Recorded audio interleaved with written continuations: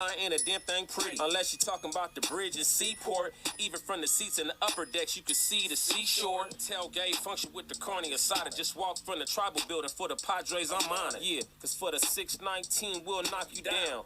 Anything for the Brown, put it on the town. Started back rocking the Brown. Ever since we been knocking them down. Baby said she wanna go to the game. Taught her how to say Padre gang.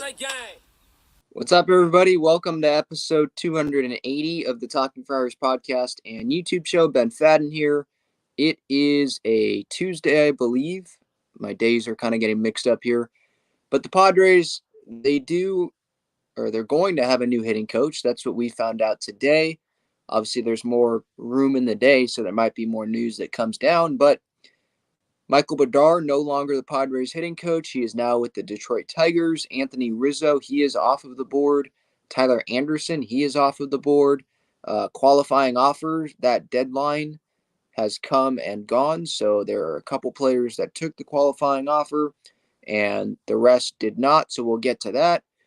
There's a baseball reporter out there that is saying that the Mariners are discussing trade possibilities involving Jesse Winker, who is a former All-Star. So there's some interesting things that are going around in the baseball world, and let's discuss that right now here on the latest episode of Talking Friars. So thank you, everyone, for tuning in here and being here either live on YouTube or watching on replay.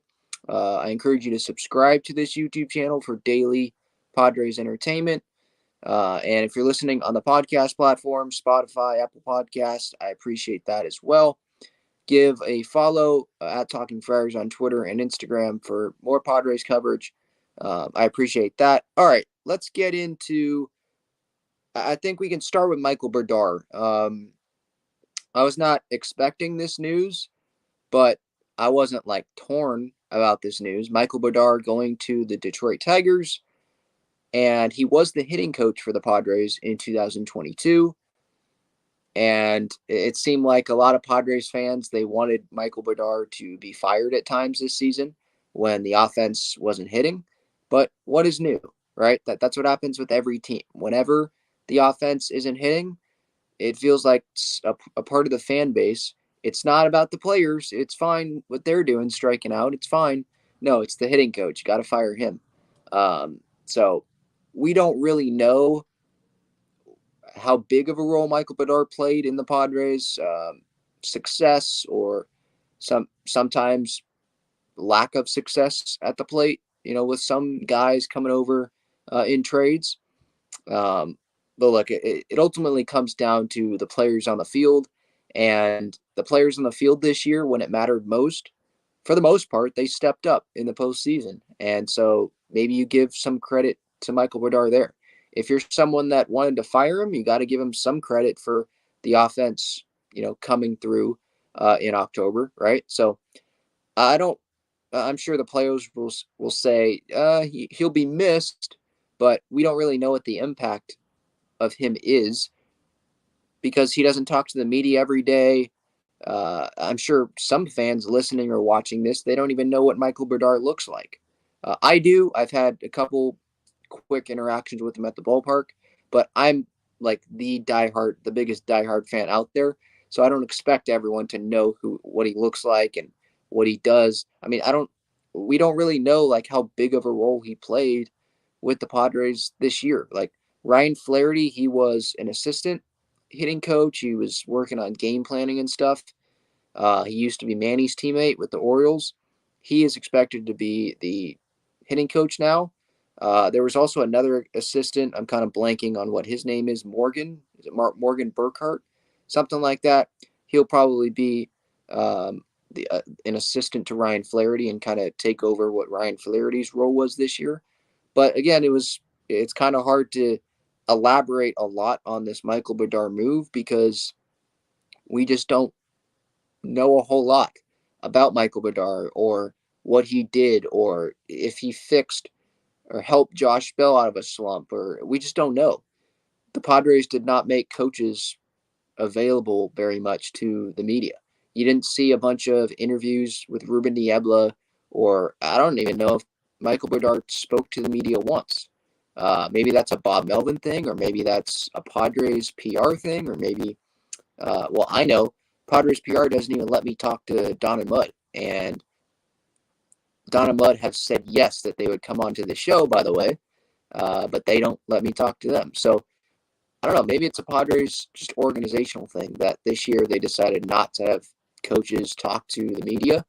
And I'm talking not me. I'm talking like coaches talk to AC and Lynn and stuff. Like I didn't see quotes from Brdar this year, so it's hard to really see what he did or know what he did because we don't really know. I mean, I'm sure he worked with guys on swings, and if they wanted advice or StatCast numbers or something, he gave it to them and helped with game planning. And him and Flaherty and Burkhardt, I think was his name, I'm sure they talked with each other every day and came up with plans against whoever was pitching for the other team.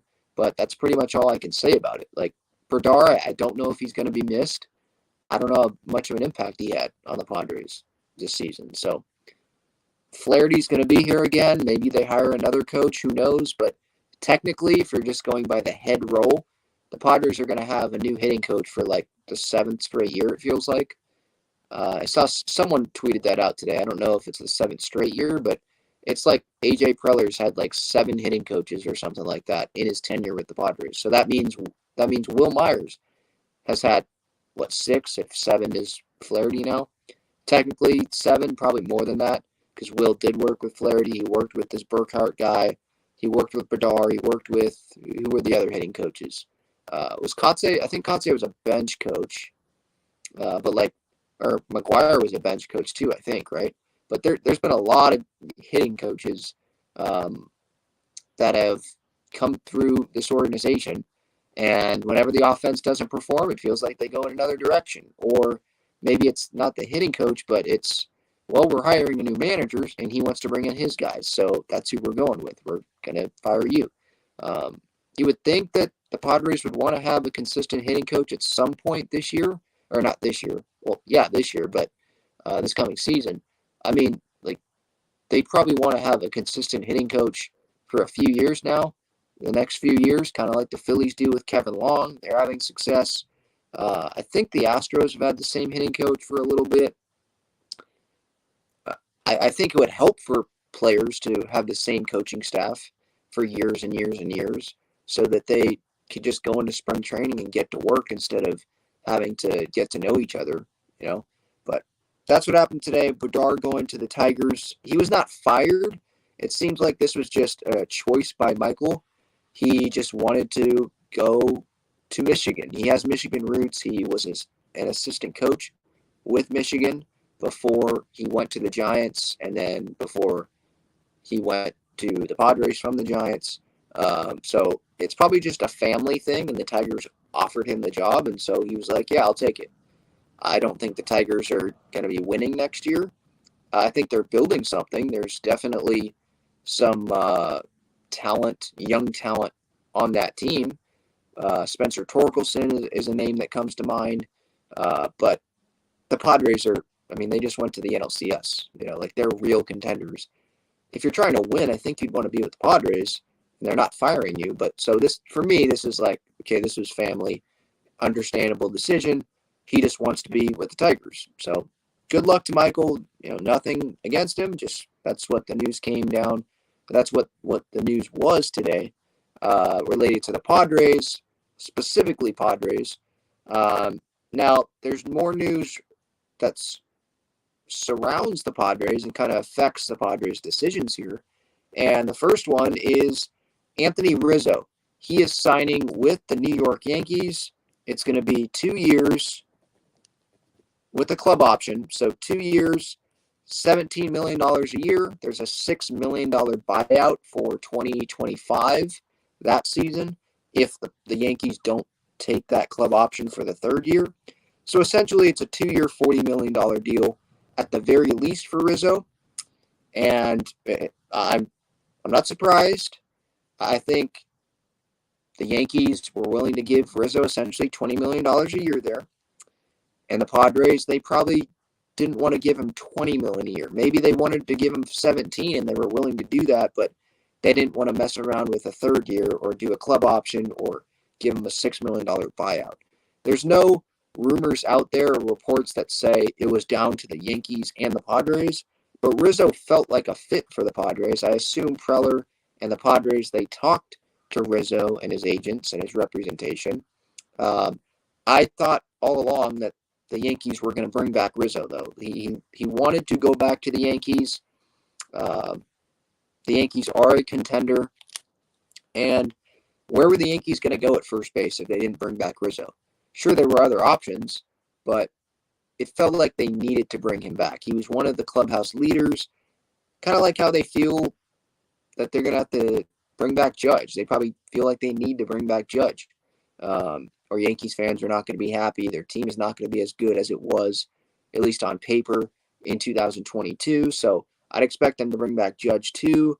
This is kind of just the first thing for the Yankees. They can check that off, kind of like how the Padres could check off Suarez last week. So for the Yankees, that's obviously a positive move. For the Padres things, on their side of things, I don't think this is like a huge punch in the gut or anything like that. Like, I would have loved to have Rizzo, but remember the Padres, because they went over the luxury tax last year, they would have had to give up their second and fifth best draft picks and $1 million in international bonus pool money, along with giving Rizzo $20 million a year for a couple years here. That's what the Yankees essentially are doing. So, with the Padres, it's just not the end of the world. There's other options out there. Jose Abreu is out there. He probably won't cost $20 million a year, I wouldn't think. Rizzo's the better player. He might be younger than Abreu too. I think he is. So if they want Abreu, he's out there. Brandon Belt's out there. Josh Bell, Brandon Drury's out there. Will Myers is out there. If they want to go upgrade the outfield and they just want to bring back Will, I don't think they're really thinking. I don't think they want to do that. I don't think that's their number one thing, to bring Will in as your first baseman. But there's other options out there. That's my point. Seth Brown's a first baseman for the Padres, or the A's, not for the Padres. And he hit like 25 bombs last year. So he's another option. He's not making a ton of money, but that would be via trade. There's other first base options, obviously, out there, but this was the big one, right? Rizzo was the number one option, and he's off the board now. Again, I don't think it's the end of the world, but it was fun to think about Rizzo being a Padre. I'm still, my Abreu to the Padres thing, like that's one of the dream scenarios of this offseason, or that's included in the dream scenario, is if Rizzo is the first baseman. I like Mitch Haniger a lot, and they brought back Suarez, bring in Martinez. Senga, yeah, but that, I feel like that's a stretch. If you bring back Martinez, Suarez, and then Senga and Abreu, like that feels like a stretch. But Abreu's one of those dream guys in this offseason for me, and he is still on the market, obviously. So that's something to look at. Not a whole lot to expand on the Rizzo topic. It's more just, okay, who do the Padres target now? And Abreu, I think they're going to look at. Drury, they're going to remain in constant contact with. Josh Bell. I saw Bleacher Report had an article today that was like, one player for every team they should stay away from, or something like to that effect. And Josh Bell was that player for the Padres. I agree in terms of like, don't overpay for the guy, but to stay away, like totally stay away. If the market comes to them, and what I mean by that is the market isn't as great as Josh Bell's agents thought it was going to be, then they should have interest. Switch hitter, he's pretty decent at first base. He can DH. Like, why wouldn't they be interested in trying to bring him back? I just wouldn't overpay for the guy. And Drury's going to cost less than Bell would. So if it's between Bell and Drury, I'm not saying it is, but if we're deciding between those two guys, I'd probably go with Drury. And you can go spend money on Martinez and maybe some more rotation help. And you can spend some money on a Soto extension. I don't think that happens this offseason, but also a Darvish extension. They're going to talk about that as well. You spend money in the outfield. So there's different ways the Padres can go about this. Jock Peterson, by the way, he is one option that is also off the board because he accepted the Giants' qualifying offer, so he's going to make over $19.5 million this year on a one-year deal with the Giants. I am not surprised that Jock took that. He would not have gotten $19 million a year on the free agent market, that's for sure, especially after the slow end to his 2022 season. Sure, he was an all-star, but he didn't do that the whole way through. And what would he have gotten? 8 years, or not 8 years, $8 million a year for a couple years, maybe. He makes that all up in 1 year. Obviously that's felt like that was an easy decision for Jock. I know he made it on deadline day when you had to make it, but he took all the time that he had and accepted it. Martin Perez with the Rangers, he took the qualifying offer there. That's not a surprise either. I think JP Morosi said this morning on MLB Network that Perez made like $4 million last year. At least that was his base salary. So he's almost multiplying that by 5 this year in 1 year. So talk about a big pay raise. Yeah, you take that. And Bruce Bochy's the manager with the Rangers. So they're obviously trying to contend and get better there. They spent money last offseason. I don't think Perez was going to be a huge target for the Padres. He seemed like another guy that was going to get multiple years. And as a back-end starter, probably $15 million a year at least if Perez would have went on the open market. I don't think that's what the Padres. I don't think that would have been best for the Padres, just in my opinion. Tyler Anderson signed with the Angels today, 3 years, $39 million. I wouldn't have done that either if I was the Padres. So those pitching moves today, all right, I'm fine with it. Whatever. Tyler Anderson, I would have been interested in him maybe a couple years, but $13 million a year for 3 years. Seems like the Padres are trying to save that money, at least in these Nick Martinez negotiations, try to give him probably 3 years. I don't know the AAV that's going to be. I've been throwing out 3 years, $30 million, just as a guess, $10 million a year. I think that's a solid deal for both sides, the Padres and Nick Martinez. And if they did that to Tyler Anderson after 1 good year with the Dodgers, they wouldn't have brought back Martinez. I think Martinez is more valuable to the Padres than Tyler Anderson would have been. Maybe that's just me, but I think there's some other Padres fans that probably hold that same opinion. I will get to the chat, by the way. Don't worry about that. I will get to that near the end in a Q&A kind of type setting there.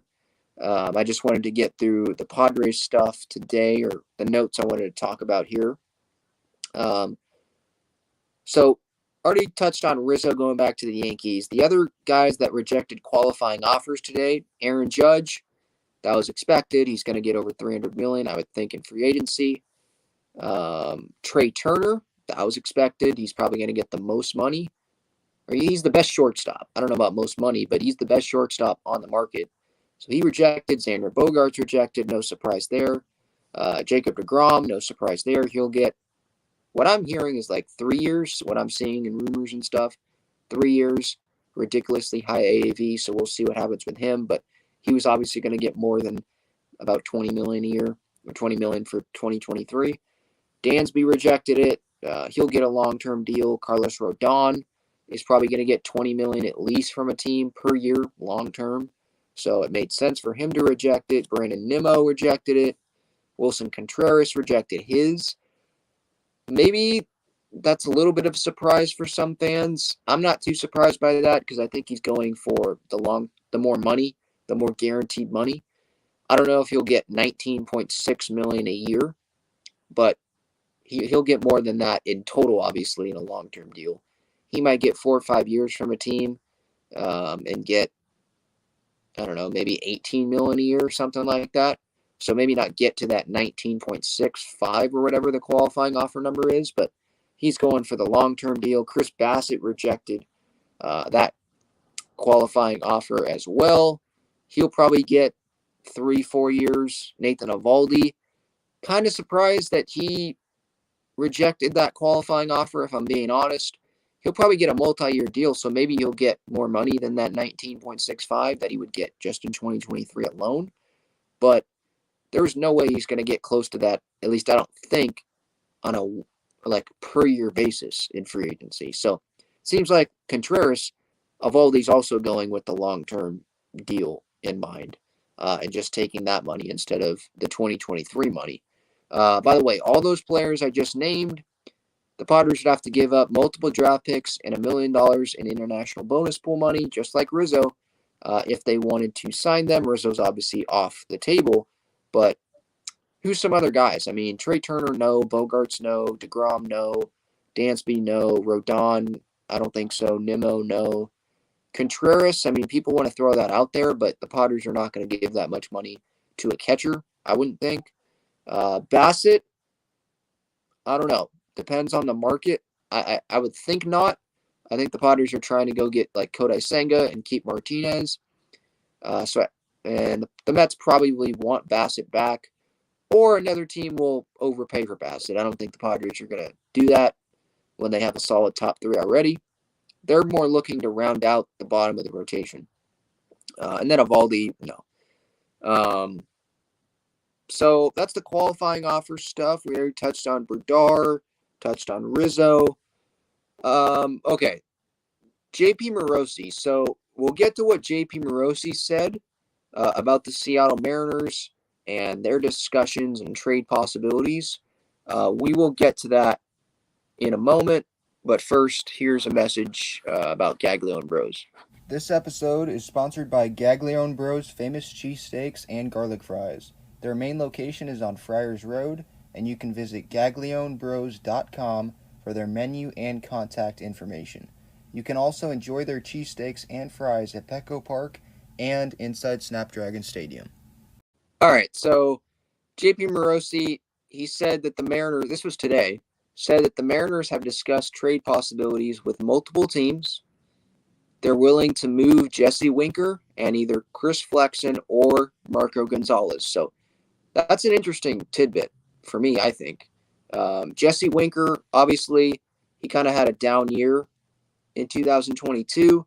His WAR was down compared to 2021. He is going to be getting paid $8.25 million in 2023, according to Spotrac. He has not had consecutive great seasons yet. In 2020, he had a 1.3 WAR. This is to baseball, according to Baseball Reference. 2021, he had a 2.7 WAR. That was his All-Star season. And then in 2022, this year, his WAR was negative 0.3. He dealt with, I think, a neck issue towards the end of the season. I don't want to say he didn't fit with Seattle. He just didn't have a good year, or as good of a year as probably the Mariners would have hoped. So they're willing to deal him. He has one more year of control, and then I believe he's a free agent. He's either a free agent or there's a club option, but 8.25 for 2023. Are the Padres interested in that? I think that would be appealing. Have another lefty bat in the order. He is a lefty, right? I think he is. Let's just say he is.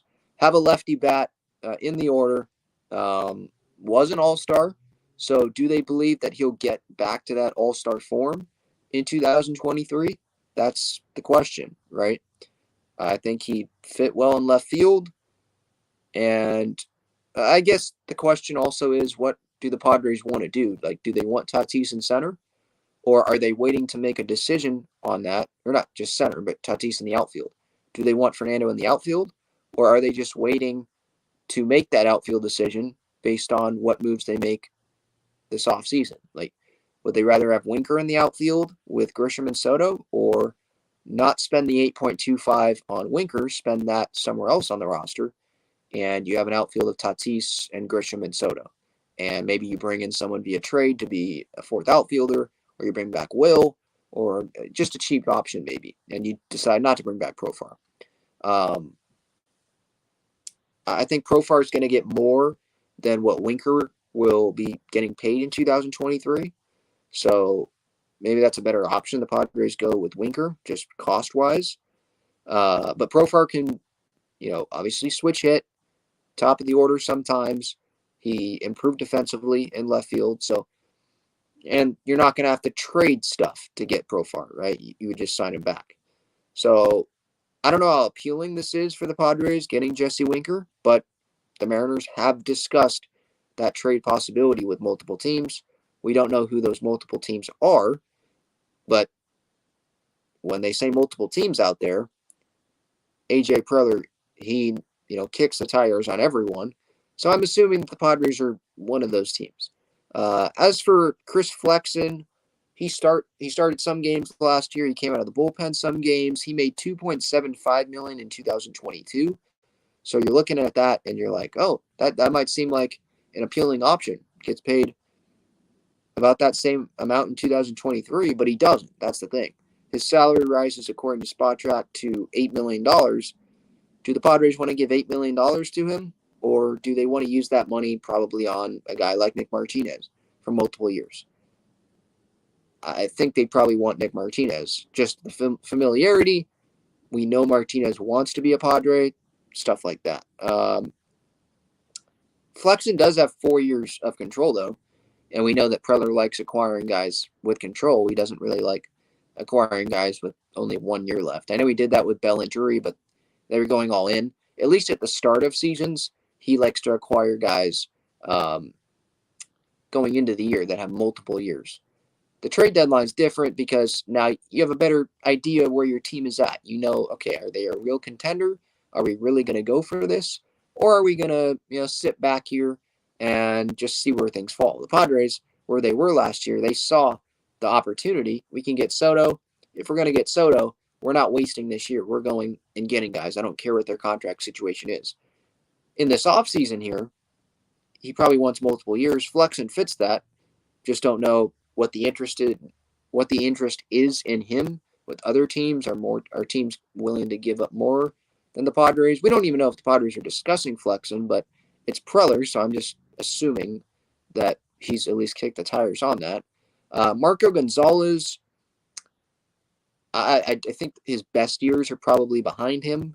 He's getting $6.5 million in 2023, $12 million in 24. That's not something the Padres would probably be interested in. I wouldn't think. I'd rather pay Nick Martinez more money than Marco Gonzalez. That $12 million is, to me, it seems like Marco Gonzalez is like Sean Manaea. He'll make quality starts, but he's not going to blow you away with anything, especially like velocity wise.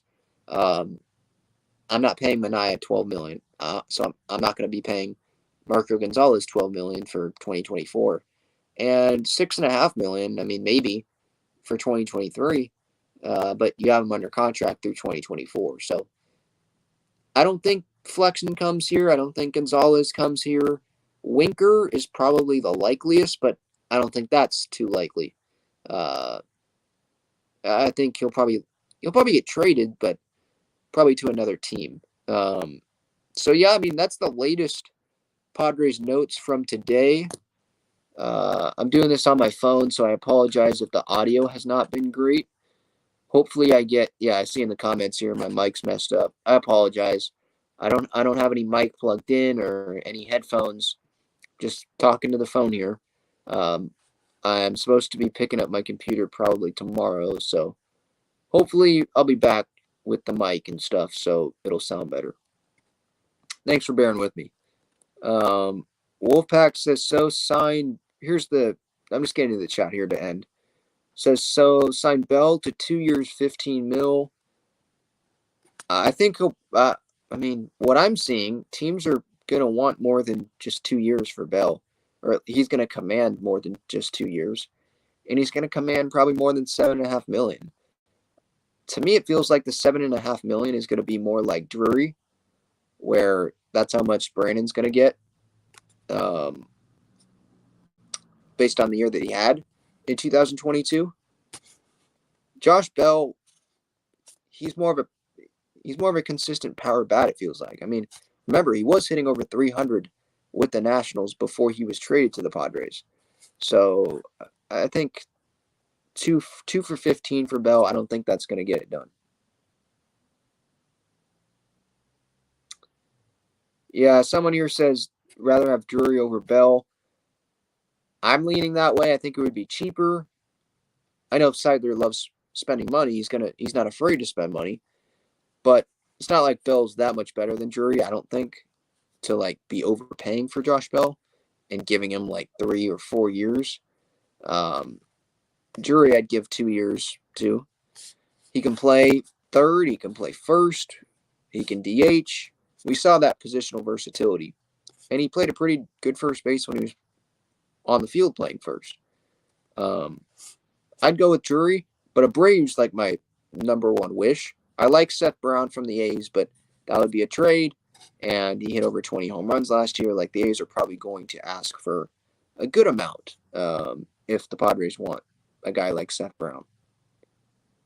But, AC's been talking about the $25 million, or he mentioned that before the GM meetings, or maybe it was during the GM meetings last week. But he was talking about how the Padres want to spend around $25 million this year. They have that much room. Free agents wise, like if they're going to go just through free agency, they're going to spend more than $25 million, I would think. But if they want to, if that's true, they really want to spend 25 or less, then they're going to probably have to make trades for some small salary guys. L2 says, not surprised about Brdar. I think many of us saw it coming. I wonder why this front office hasn't asked any former players if they'd be interested. Couldn't hurt to ask. I'm sure they have. I mean, Greg Vaughn, we don't know. Just because they played also, that doesn't mean they're going to be good at being a coach. Mark McGwire, he was one of the best home run hitters, or at least that's what he was known for, right? Hitting home runs, and he didn't coach for very long, in one spot. Was with the Dodgers, was with the Padres, right? It was short-lived, and he wanted to spend time with his family, So those guys that you name, Vaughn, Finley, Loretta, like, we don't know. Maybe they're just not interested. Maybe they want to spend more time with family. Finley and Loretta, I believe they work with the organization as like special advisors. So they probably provide input when asked about it. I'd assume, now I don't know anything, I'd assume that Finley and Loretta and Vaughn, they don't want to be in the dugout coaching every day. Or maybe the Padres just aren't interested. We know that it's about taking the analytics and translating it to the players, giving that information to the players in a way that they can use that. Not just telling them the numbers, because what does that do? Telling them, okay, what are these numbers saying? How can we adapt? How can we change our approach and improve these numbers? Like, that's kind of what I think the hitting coach position, or what most positions it feels like, are about on a coaching staff nowadays, because of how much numbers are involved, So the former players thing, I'm sure they're asking former players. Ryan Flaherty was a former player. He played with the Orioles. He wasn't like this home run threat guy or anything. He was more of a utility guy, but he was a former player, and he is probably taking over as the hitting coach. So I think that's a good point about the former players. But yeah, former players do hold coaching spots with the Padres. Bob Melvin was a former player. He's the manager. And other guys like Ruben Niebla, they've had decades of experience in baseball. Pony Correa says, we want Rizzo. Well, that's not going to happen. Just signed with the Yankees. 2 years. What did I say? 2 years, $17 million a year. $6 million buyout. So at minimum, he's going to get 2 years, $40 million from the Yankees. Disappointing, sure, but there's still other options out there. The Padres would have to give up 2 draft picks, $1 million in international bonus pool money, and they would have had to give him $40 million over 2 years at least, and they probably didn't want to do that. Would I have done that? I don't know. If it's my money, I don't know, but it's not my money, so I can easily say they should have signed Rizzo. But I understand if I'm looking at it from the GM perspective, Preller can be like, well, Brady's still out there. We're interested in him. I think it was funny, by the way. Remember Jim Bowden a few days ago, or was it last week, whenever it was? He just put this out. Maybe it was yesterday. He predicted that Rizzo's going to go to the Padres for 3 years. The Padres would take him away from the Yankees. And a couple days later, whenever he wrote it, a couple days later, he signs with the Yankees for 2 years and a club option. So don't take those predictions too seriously. I do put them out there and I talk about it because it's fun to talk about different scenarios. I mean, Jim Bowden was a former GM. I'm not saying that they know more than us about like specific situations, but they know how front offices operate more than probably we do because, like Jim Bowden, he's been in it, right? I don't think there's anything else to cover here. Rizzo and Brdar were obviously the main topics here. So thank you so much for tuning in here. Episode 280, Talking Friars. Ben Fadden signing off. Have a great Tuesday night. San Diego State plays tonight against Stanford. That'll be fun. San Diego State ranks 17th. College football playoff rankings. And obviously more Padres content on the YouTube channel, on social media is coming.